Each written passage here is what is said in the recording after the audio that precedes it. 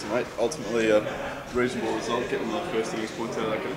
Yeah, well, with the rain around and what happened on the previous 2 days, I think that was I suppose both teams' goal today was to get that 2 points, and I suppose it's not ideal for the competition and stuff like that, but I think we fought hard today, and conditions were probably a little bit better for batting today than they were in previous days. So, yeah, I think we bowled well in patches and got the rewards for that. How do you feel about your own bowling? Yeah, well, obviously nice to get a few rewards, and you know, there's been some tough times this year personally, but I don't think I've been bowling all that bad. I think today was a real positive for me. I think getting some wickets after a long spell and getting guys caught on the fence and stuff, you know, plans coming to fruition. So yeah, no, very happy. You mentioned the tough times. I mean, how hard has it been for you this year at times?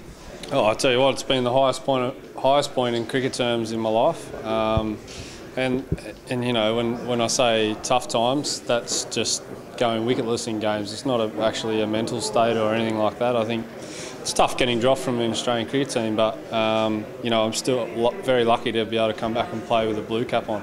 So play with guys like Simon Kadich and Steve O'Keefe. So. How do you feel about your international prospects going forward? I mean, all these young guys coming through, and obviously there's great depth. Yeah, well, I'd like to think that I'm part of that depth, but yeah, no, hats off to the guys that have come in and done well, and even Hilfy, who's been in my situation this year to last year and come back bigger and better and made every post a winner. So, you know, I think Australian cricket's doing well and I'm happy. So hopefully I can get back there at some point, but at the moment I'm focused on New South Wales doing well. With that game next week, you've done a bit of a good job hurting Queensland's chances of making the final by denying them a couple of points here. Yeah, could do the same to Victoria.